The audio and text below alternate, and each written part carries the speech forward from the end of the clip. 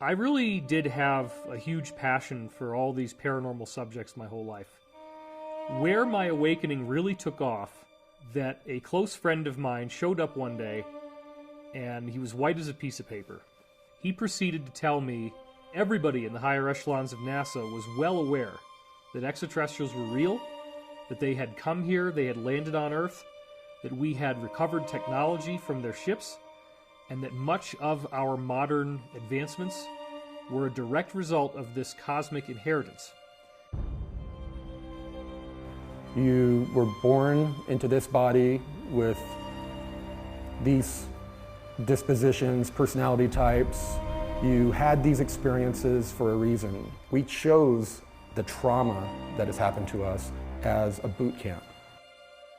As you expand in awareness, you start taking in these other dimensions, and contact is a natural occurrence when that happens. This is where we can really wake up, because when it comes down to it, we have to win the war ourselves within our own consciousness. People hearing for the first time that this information exists, and for those that hear it, it's life-changing. Most of the mind control and control grid that's going on is self-imposed. Once one person starts researching and that domino falls, a bunch of different people are affected by this information. All of these things are happening, and then we have a whole spiritual aspect of this. We don't even know our own potential as human beings.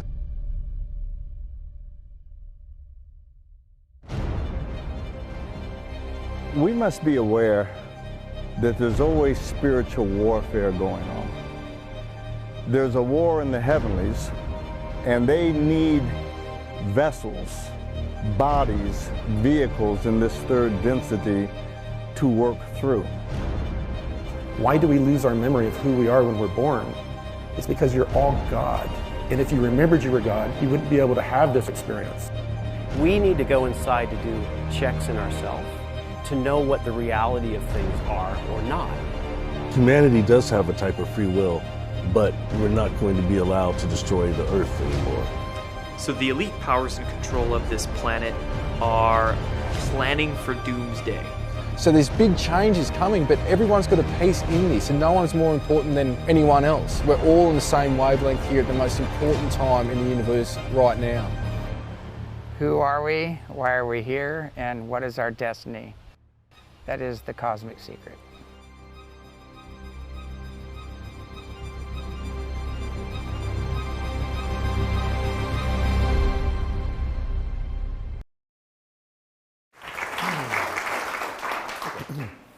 Okay. First of all, I wanted to say something to Beth. Your presentation meshes with the one I'm going to do very well, so I appreciate you laying the groundwork. I also wanted to take a quick moment. In the past, it's a little over 4 years, I've worked with David Wilcock, and it's been an amazing journey. Last year, many of you know, David was given major warnings to back off from the secret space program narrative. And he could have very easily have done so, under serious threat. But instead, he was loyal to the truth and kept integrity. And he suffered from it some. But him and Beth have really held up and been really strong and are really showing that they have integrity for the truth and are not being blown by the winds like many are these days. I just thought that should be acknowledged.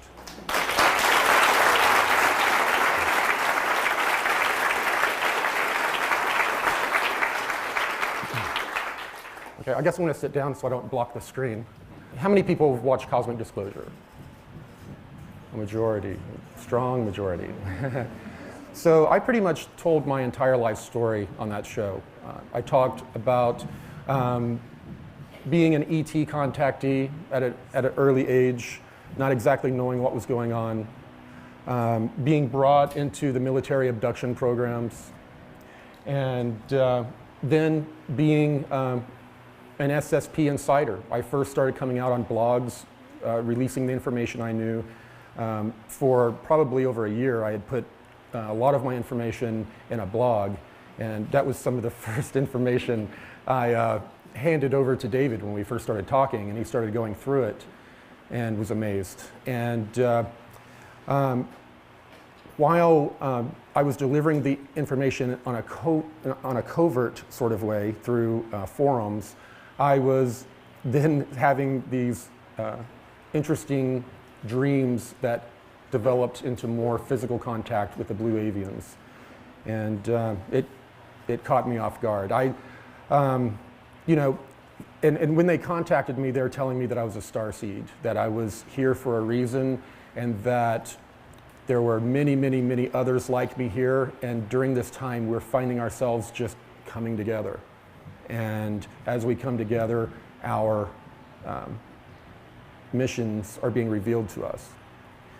I'm also very close with Earth Alliance contacts, you know, and I'll talk more about that in a moment. So Tier Air was the blue avian, of course, that I'd been in contact with the most, and other than the blue spheres. Most people think the blue spheres is some sort of just conveyance that brings me to the blue, or brought me to the blue avians, but actually they were an even higher density being. And the spheres that were in our solar system were actually beings. They were not technologies. They were these spheres. Size, time, space does not matter to them the way they exist. They could encompass our entire solar system, or they could become microscopic, or the size that is needed to transport someone. So they are actually beings. And I reported how I was then contacted by the Mayans and Ambassador Mika, and including a very scary encounter with White Draco. I've refused to be put in those situations again. It was indescribable. So that before was the sort of a summary of what I'm talking about. There's me around 6 years old. That was right when I went into programs. They have no problem taking children into these programs and putting them through horrible experiences for training to bring out intuitive empath abilities, to enhance them, first with training and then with drugs that they would inject you with. And in the beginning, I reported that I started the programs when I was 6. But actually, the program started with my grandfather. In World War II, he was a conscientious objector. He did not want to fight. He was a Seventh-day Adventist. And they offered him the ability to go into a program that he was actually very proud of up until he died. They did experiments on him. And they told him that the experiments were to develop drugs and treatments for soldiers in the field, but it actually was the cover for a genetic manipulation program. So my story begins with my grandfather when they started manipulating his genetics. And then they paid attention to offspring, looking for certain markers in blood tests they would get through taking me in to the Air Force Base for blood tests and other tests. They were looking for markers. Not all of the children that came from this genetic program showed traits that they wanted. Some of them, they were recessive, the genes were recessive, and they didn't switch on. And so they were looking through entire families for maybe one individual. And sometimes families would produce no individuals. It's just the way it worked. So I was first drafted into the secret space program. I was actually 16. It was just before my 17th birthday. It was on Christmas break. It was during Christmas break from school, and my birthday is in February, so it was just a couple months before my birthday. And I was brought in and forced to go through a where they just tell you what to expect over the next 20 years, that you're joining a 20-year program, and that, by the way, you need to sign these papers. And even though I was only technically 16 years old, they had me sign the legal papers. And then I was their property. All right, they considered me their property before that even. While I was in the programs, I had access to smart glass pads, a technology that accessed different databases, mostly earthly, depending on your clearance, and you interfaced with it mentally. If you had the correct clearance, then you were open to all of the vast ET libraries that we had been given or recovered from downed craft or other operations off planet to gather intel. That information was available to scientists and engineers, not the general people that operate the craft or even in command. It was the information was for the engineers and the scientists mainly, and because I worked with them, I had access to the information. Otherwise, much of the information I talked about on Cosmic Disclosure I never would have been in a position to know it, if I was not lucky or unlucky enough to work with the scientists on the research vessel. So I have contacts in the SSP Alliance. One of them was Gonzalez. He's no longer with the SSP Alliance. Another one was Sigmund, and as many of y'all know, he recently perished in an ambush that occurred on the Lunar Operation Command. Has everyone heard about that? Yeah, it's very unfortunate. He was transporting a lot of data that we had received on the Dark Fleet, which was the Nazi secret space program that went back 80 years or more. And they had everything, every operative, all of the information on hard drives. And he was to bring these to a meeting at the Lunar Operation Command. He felt that something was off, and he's a person that does not believe in psychic or anything precognitive at all, but he got a ping that something wasn't right, and he handed him off to someone that he says he trusted, but he always told me he trusted no one. He handed off this very valuable data to someone, brought in a decoy, and then went to the meeting. And sure enough, someone had gone in, and they're the ceiling tiles just like in any office, nothing spectacular. They had ceiling tiles, and up in the ceiling tiles, someone had placed a device. And this device, they called it a bomb, but what it did is it sent a very strong, narrow band of a certain type of radiation into the room, into a giant pulse, which destroys all organic material but does not affect technology. And they've used this in many operations on Earth, off Earth, going back. If you want to, if there's a ship and you're able to smuggle one of these things on, and you want to recover the ship later, you can set off the device, kills everyone on board, the technology is fine, and then they come in and will retrieve the ship or whatever other technology that they're trying to retrieve. And Gonzalez and a handful of others died in this, but the information was preserved, thankfully, and more of that's coming out. I'm starting to get more and more briefings on that data, and I'm looking very forward to releasing it. I have sources. I've introduced Dr. Sala and David Wilcock and Jordan to some of them. And some of these people are very damaged people. They're people who have fought wars their entire lives. They're very damaged from the process, but they're trying to do the right thing. And they don't know how to do the right thing, many of them. They end up finding themselves back doing negative things, and that's been a problem with the Alliance. But the good thing is that many of these people that I'm talking to are generals, colonels in our military, European military. I've some politicians that are disseminating information to me, asking me to release it, like the two DIA documents. The people that handed that over to me were the people that printed them out from the NSA database themselves. It didn't go through 20, 30 hands. So these are very legitimate people that have come in to form this alliance, and they're trying to get information out to us through tools like QAnon. Many people, have a problem with QAnon and understand, but Q is an alliance operation. The president is working with military intelligence. I've known the generals that have been, I know some of the people that have been involved overall, and it's a military operation and a way for, and it is a way for Trump to troll the media. Like he needs another source to do that. Dimensions of Disclosure is a 3-day conference located at the Ventura Beach Marriott in Ventura, California, starting August 23rd and ending Sunday night, August 25th.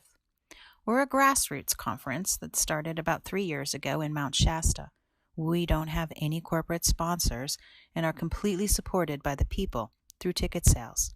This gives us the freedom to be completely uncensored, with a collection of speakers offering a variety of information from different areas of experiences, knowledge, and research. It is truly a one-of-a-kind conference. If you've never been to something like this before, this is the conference to come to. So many people are waking up to what's happening in the world around us, and as the new people come together from all corners of the world, we just keep learning more from each other. You belong here. Along with featuring the many facets of disclosure, we also concentrate on what's next, how to raise your consciousness and stay healthy and transform in these changing times.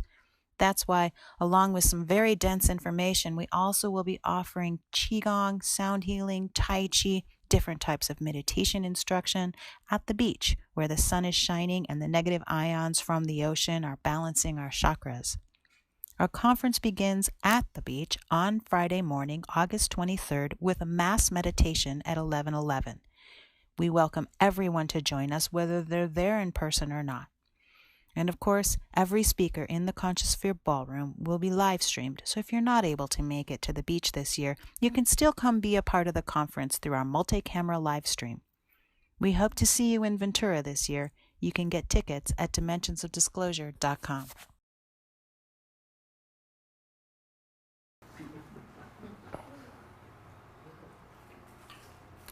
So I was told that I was a starseed by an 8-foot-tall blue bird in a dream. I had interfaced and been aware of many different ETs. None of them were a blue bird, 8 foot tall.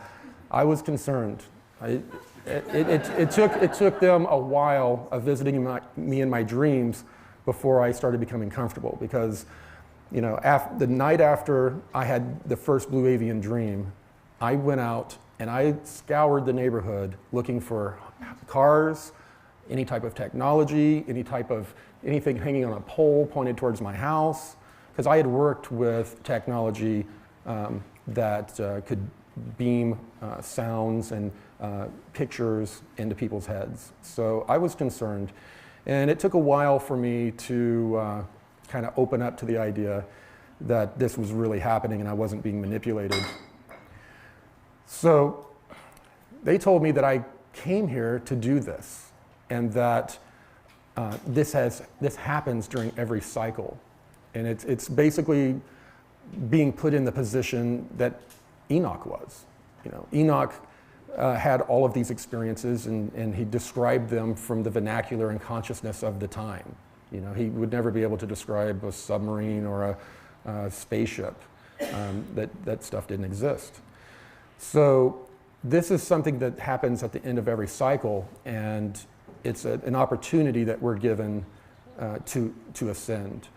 And I'm told that there are millions of just like me that are here. And like I said, we're all gathering and we're trying to discover that mission right now. So my mission obviously is to be a thorn in the side of those who want partial disclosure. And I've done a pretty good job so far. It's been a difficult road, but they could definitely, I don't think there's any way that they could try to roll out the partial disclosure narrative now. Too many people would raise their hands and say, well, what about Mars? What about, you know? And so we've all been very effective in that way. And to deliver the blue avian message that, that we, need to deal with our karma as though we have a choice right now with these energies coming in. And to do our ascension work, because the time really is short. And we've got a very short time to figure out what our mission is and implement it. And I think most of us, even those who don't know what our mission is or say we don't, we have a pretty good idea, because we choose life experiences. We chose the trauma that has happened to us as a boot camp for training. And once we realize that this has all been training, and we chose it for training, and then take that knowledge and apply it to the mission, it's very empowering. And all of the people that traumatized you, you kind of look at a little bit differently. So I tried to give this disclaimer. There is nothing that passes through the human filter that is not distorted.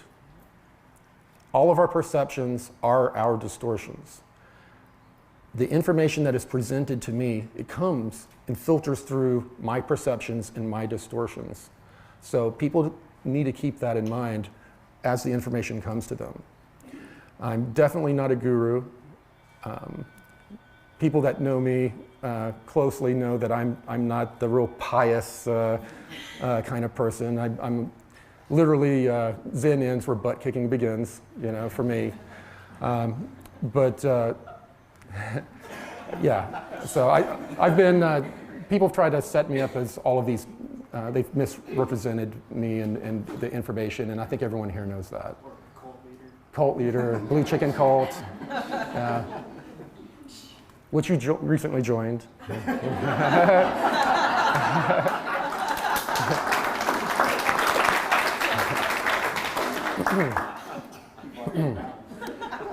So speaking of this crazy, unique experience, why all the turmoil on this planet? We hear that other planets go through similar things, but this is a special case. This seems to be where all the hard cases that are brought. During other cataclysms on other star systems, you're still third density. You've had all these opportunities. You're going to Earth. You're going to Earth. So that's pretty much the mixing pot that we have. A lot of these, and there's a reason for the condition of the souls that come from the solar system. There have been a lot of cataclysms. This is a very rough solar system, but these beings believe that evolution does occur through stress. So the stress that we all go through is very much a part of Ascension. We want it to be a beautiful, non-violent, non-negative thing, but it's all a part of the process.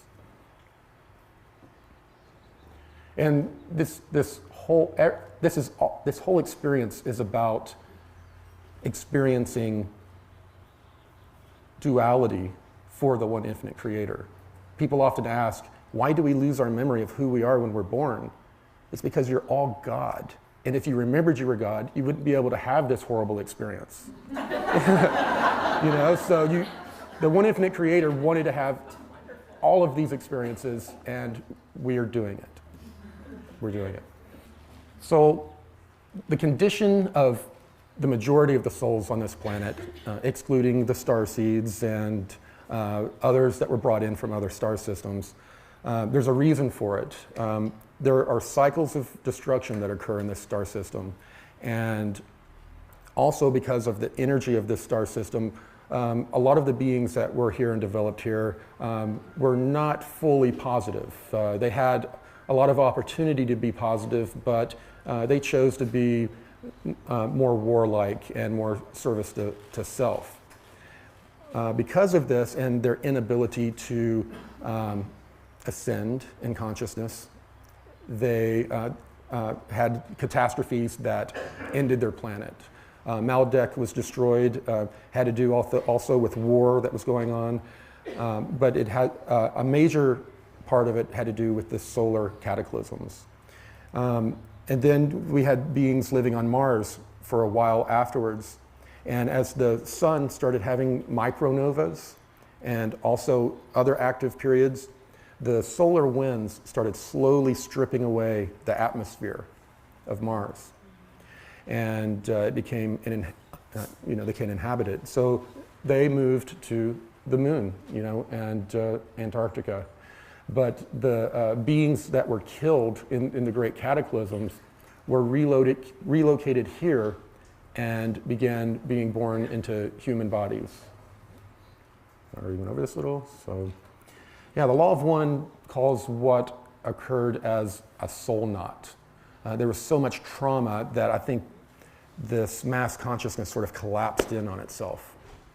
And when it did, it was unreachable by the Confederation, the groups that were trying to help it ascend and get over its traumas.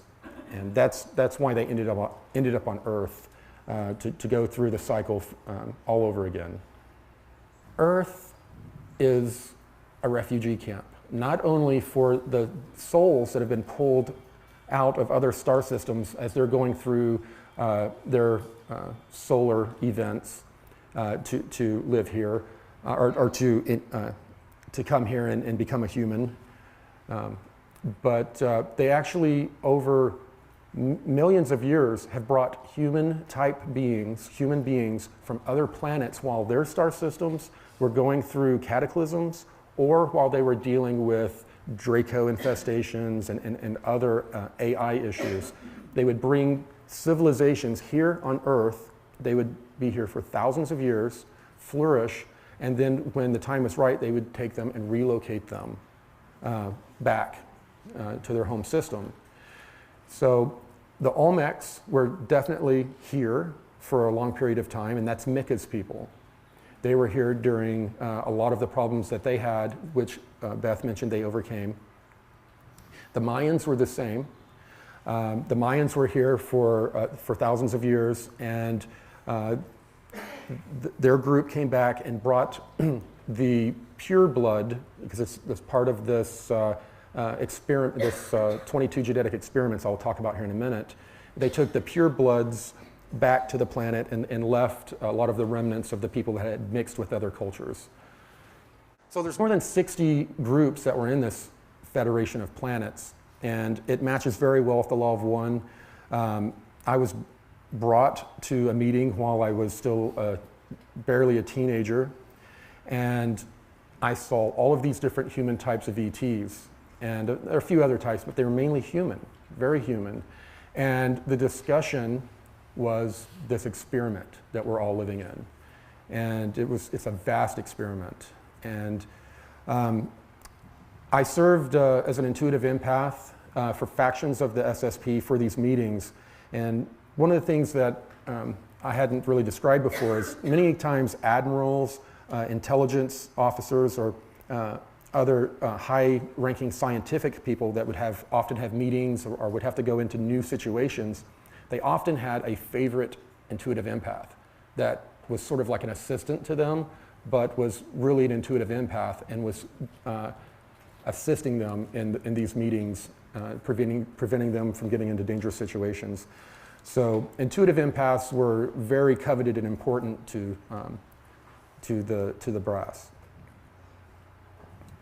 And the Confederation, as I said, it's to manage this Ascension program. The ET groups that are out there that are human-like are not Caucasian. They're not. If you watch movies, you see tall blondes with blue eyes, and the majority of them are various shades of dark skin, different heights, mixes of you'll see African American type mixtures with Polynesian that just slightly different than what you would see here.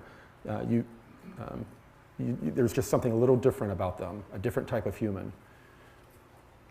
So as I've described, there are 22 of these genetic programs, and they're more than just genetic. Some of these programs complement each other, and some of the ET groups work with each other on them, but some of these are competing programs in many cases, and ETs will sabotage. They will, let's say in the Middle Ages in Europe, they want to either kill off or change the genetics of a competing experiment. They'll go in and program a virus to have a genetic marker that will go in and make genetic changes to the people that survive the illness. That is one of the big ways that they call humans from their experiment, as well as make genetic changes. They do it through viruses.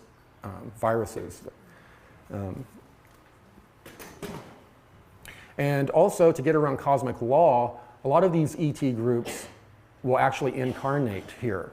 So a lot of people that are saying, I'm being taken against my free will and certain things are happening to me from these ET groups, in many cases, they are that ET group incarnating here, allowing this to occur for them to get around cosmic law.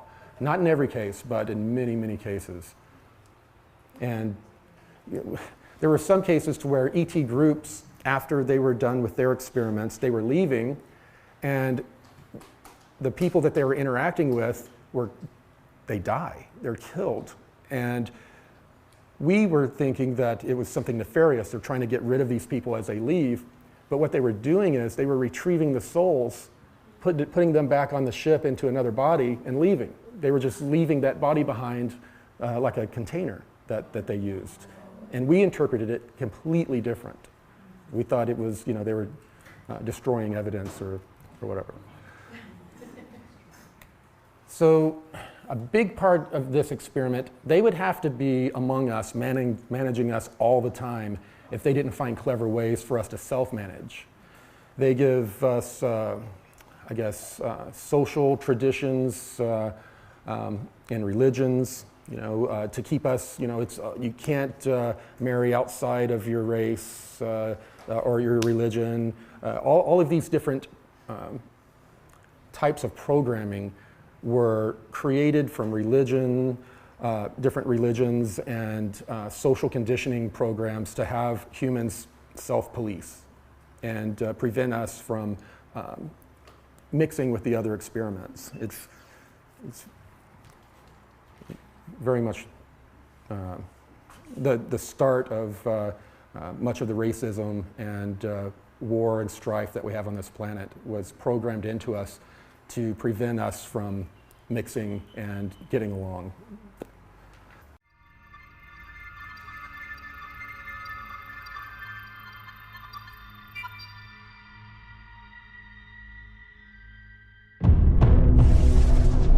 Our differences worldwide would vanish if we were facing an alien threat from outside this world. And yet, I ask you, is not an alien force already among us? The gravest error a thinking person can make is to believe that one particular version of history is absolute fact. History is recorded by a series of observers, none of whom are impartial. RF-4 jets spotted and took photographs of a huge carving in the desert over 1,000 feet across. No tire tracks and no footprints. The Germans had a settlement on the moon, they had a settlement on Mars, and they were doing this as early as 1939. Between the age of 16 and 17 years old, I was transported to the moon, and after 20 years, I was age regressed back in time and then returned to civilian life. Extraterrestrial spacecraft have appeared over nuclear missile installations and have completely powered them down. We put together programs that went all the way out into the galaxy, not just this galaxy. According to some estimates, we cannot track $2.3 trillion in transactions. This money is going into underground military bases and secret space programs with technology far beyond what many of us could even realize. Everything we learn is designed to program our minds away from the truth. This film is the red pill that wakes you up to what's really going on in the world. And at some point, this is all going to break open.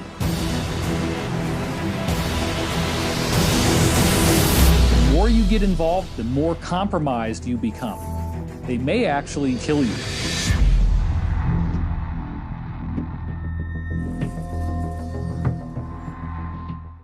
This program has several components. There's a religious or spiritual component because when you have a race and you want them to evolve, they have to have their genetics have to change at a certain rate as the years go by. They have to, evolve and change, and then spiritually and consciously they have to keep up. If there are traumas or if other beings come in and control the planet, they'll suppress one or more of these things and mess up the balance of our ascension, basically, the way we're supposed to grow.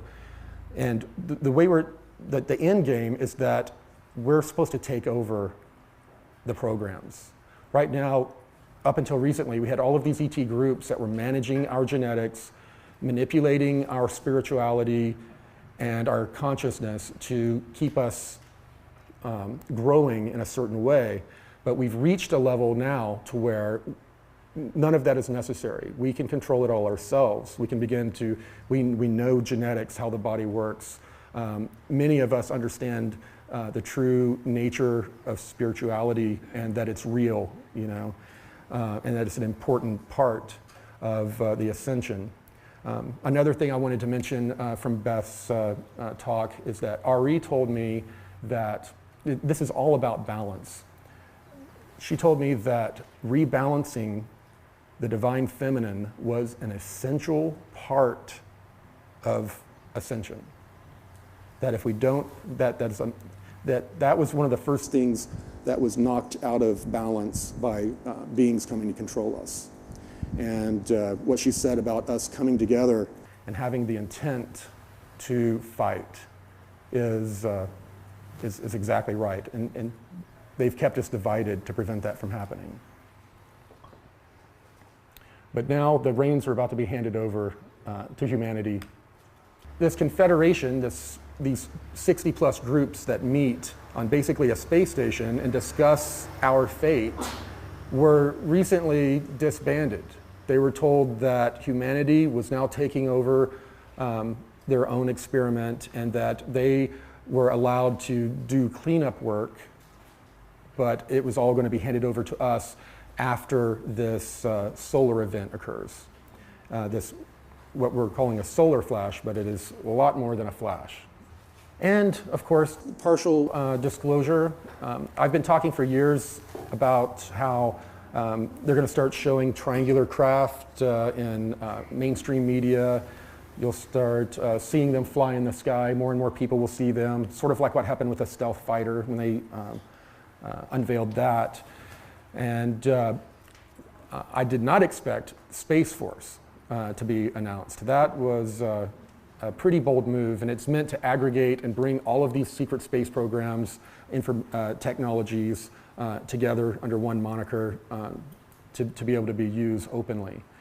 Of course, we've talked about the ruins in Antarctica, that they have scientists and researchers down studying right now that they're going to release information to the people as a mass distraction at some point. But they've recently discovered more ocean ruins. How many people were here from Australia?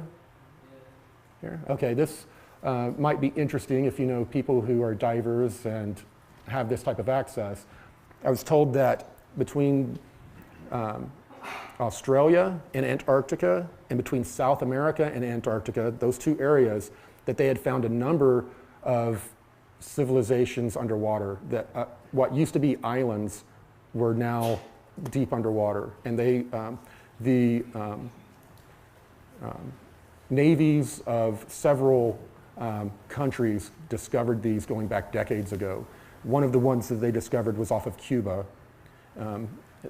We've heard stories about people at Guantanamo Bay saying that they found Atlantis off of Cuba. And David Wilcock has shown slides many times of what was found there. But some of the next really big announcements, I'm told, have to do with the former civilizations that were found between Australia and Antarctica and South America and Antarctica. I was also told, and I talked to my Edge of Wonder friends, and they had heard something similar, interestingly enough, that U.S. Army whistleblower is being groomed right now to come forward with information about the Grand Canyon. In the Grand Canyon, the U.S. military for a couple hundred years has had complete control, and they found amazing things, things that validate the Hopi myths very well. That's a couple slides away, but this is the overview, okay, of what we're hitting. So a lot of the people I have contact with in the NSA, they listen to the information I talk about this wider secret space program, but what they're only aware of are a couple of space stations that we've had and these triangular craft.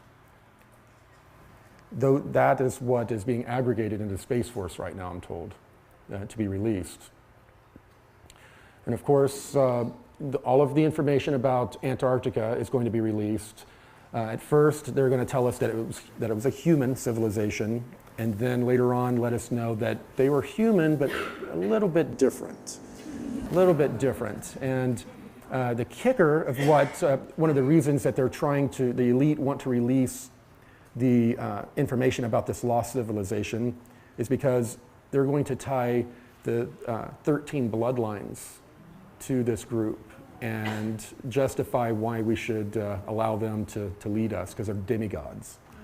That's a part of why they're releasing this information, in addition to it being a mass distraction when all of these sealed indictments are unsealed.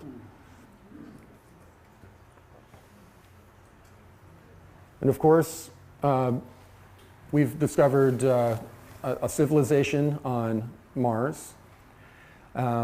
Also on the moons of the gas giants, we've found destroyed civilizations. And the one thing consistently that they found is that there was a cataclysmic, there was a number of cataclysmic events that have occurred in our solar system, and they found mass ejected from the sun on the surface of Mars, on the surface of the moon, and other places, proving that this micronova that occurs every 12,000 years or so had destroyed civilization many times. I got to see some of the sonar from some of these locations. I think the one I saw was between South America and Antarctica. These submarines, if they had not told me that this was a sonar image, I would have thought it was a photograph. It was so high resolution, so detailed, it looked like a photograph. But it was shot in complete pitch dark with very advanced sonar that they have on these submarines.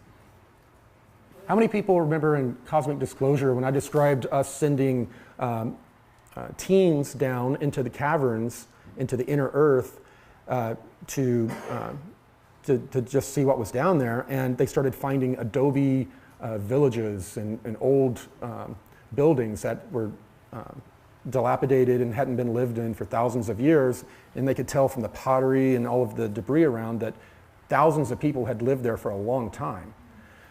Well, as they went deeper and deeper into these caverns, they started finding more of this. And I saw photographs in the smart glass pad, but I didn't know it was from this location in the Grand Canyon that this new whistleblower is supposedly going to talk about. But everything they found backed up the Hopi and Zuni folklore of what they say happened in previous ages, including finding bodies of these ET groups that they call the ant people.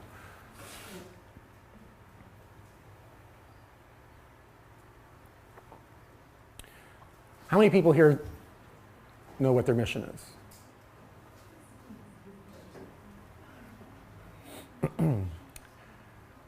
I would venture that probably all of you on a subconscious level know what that mission is.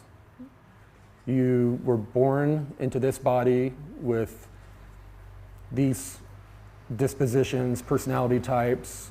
You had these experiences for a reason. Your hobbies that you were like, why am I doing this? Why am I doing this stupid hobby? It's a waste of time. What you went to do, what you went to college for, if you went to college, what you're doing as a career, that is a part of your mission. It's a part of the learning process guiding you towards your mission. And what's going on, what you've chosen to do in life may point you more towards your true mission than you want to hear. Because it may not always be a comfortable mission. It rarely is. Especially getting introverts like most of us that get up on stage here and tell us to tell these amazing stories about what's happening to us. It's very difficult. Thank you.